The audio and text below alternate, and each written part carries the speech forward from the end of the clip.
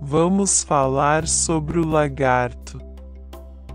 Lagarto, calango, labigó, dependendo de onde você mora no Brasil, esses animais vão receber diferentes nomes populares que, no entanto, pertencem à mesma linhagem. Os lagartos, assim como as serpentes, pertencem à linhagem Lepidosauria, lepisidos igual escamas, sairos igual lagartos, uma linhagem irmã das aves, crocodilos e dos dinossauros não avianos. Juntamente com as serpentes, eles compõem a ordem Squamata, que é um termo em latim para plural de escamado, se referindo à principal característica externa dos lagartos, que é ter a pele coberta por escamas.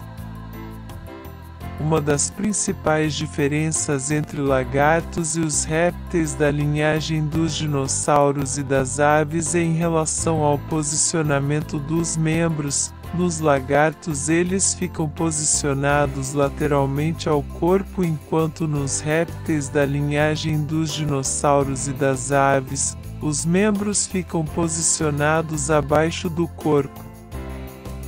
Atualmente existem cerca de 5.500 espécies de lagartos e essas estão distribuídas em 14 famílias que são Amphisbaenidae, com 164 espécies, Lacertidae, 306, Teiidae, 135, Gymnophthalmidae, 231, Angidae, 118, Elodermatidae, 2, Varanidae, 73, Iguanidae, 38, Prinosomatidae, 137, Dactyloidae, 377, Chameleonidae, 187, Agamidae, 416, Cincidae, 1503 e Geconidae,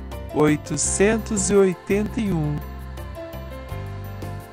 Dessas famílias, as únicas em que nenhuma espécie ocorre no Brasil são Agamidae, Chameleonidae, Phrysonomatidae, Varanidae, Elodermatidae e Lacertidae. Características e origens. Os lagartos são tetrápodes, ou seja, vertebrados com 4 membros locomotores e, apesar de algumas linhagens atuais possuírem apenas 2 ou nenhum membro locomotor, os ancestrais de todas as espécies de lagartos são tetrápodes. A maioria das espécies de lagartos possuem anatomia externa similar, com a cabeça em formato triangular, 4 membros posicionados ao lado do corpo e cauda longa.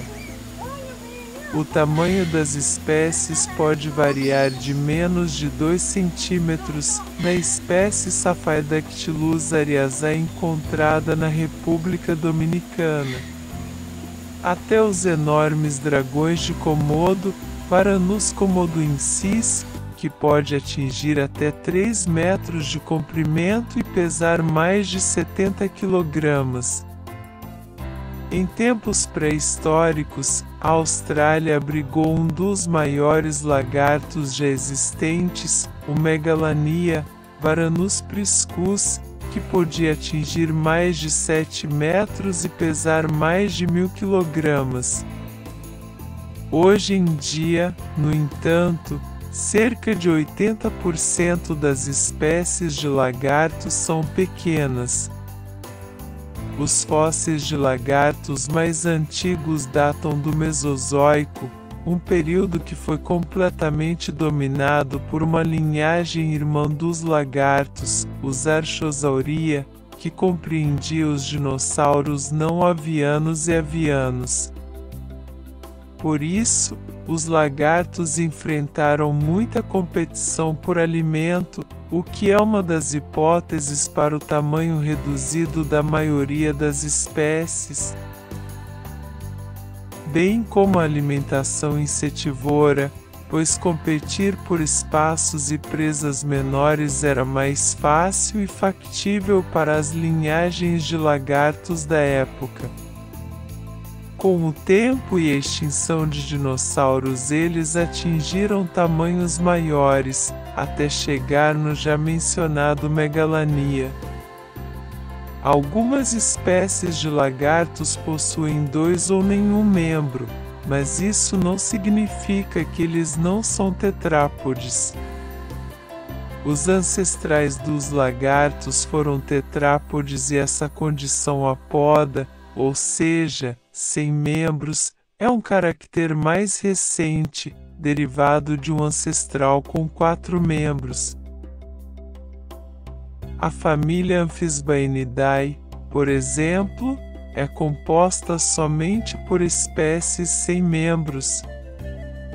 Existe uma espécie de lagarto da América Central, o Bipes biporus, que possui somente os membros dianteiros, os quais ele usa para adentrar em buracos. Espécies apodas são fossoriais, ou seja, vivem embaixo da terra, e provavelmente essa característica apoda foi selecionada ao longo da história evolutiva por esse fato. A maioria das espécies de lagartos são terrestres, habitando terra firme. No entanto, também é possível encontrar várias espécies com hábitos arborícolas, inclusive semiaquáticos, como as iguanas marinhas de Madagascar, Amblyrhynchus cristatus, que se alimentam de algas marinhas, podendo mergulhar e ficar vários minutos submersa.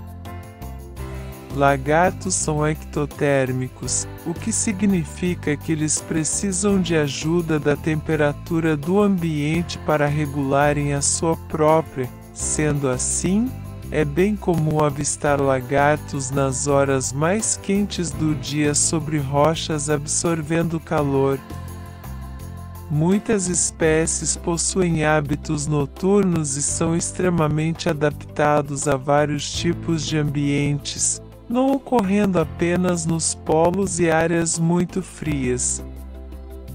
São extremamente adaptados para pântanos e desertos.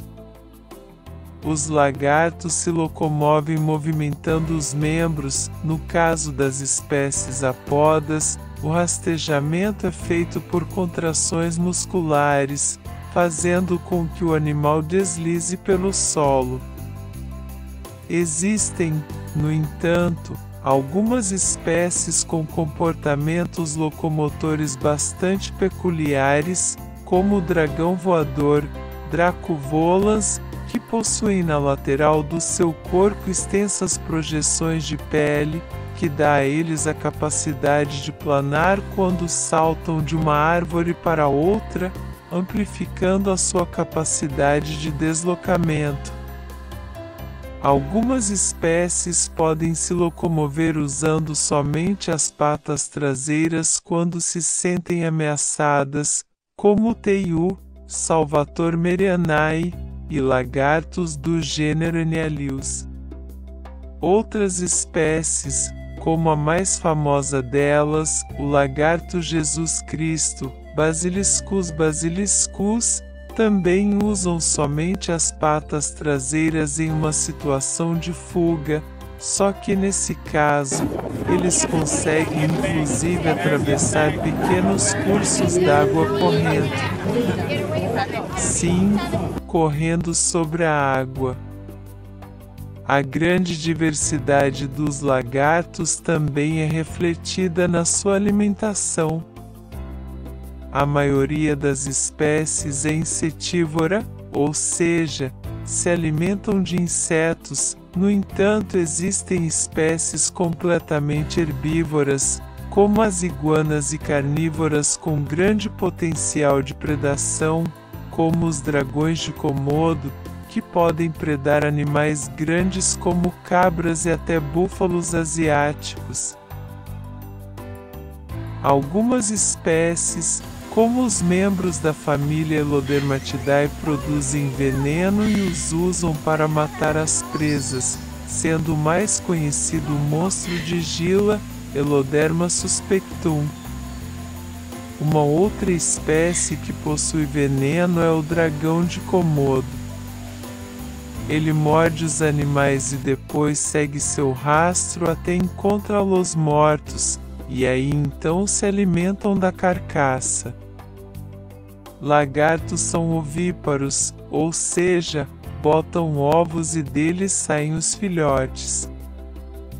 Sua fecundação é interna e a reprodução é sexuada, o que significa que os gametas masculinos são injetados dentro do aparelho reprodutivo da fêmea e ali são fecundados. Uma espécie em particular, o Aspidocelis uniparens, se reproduzem por partenogênese, ou seja, os filhotes nascem a partir de um óvulo não fecundado. Nessa espécie não existem machos, apenas fêmeas. Gostou deste vídeo? Deixe seu like e se inscreva no canal.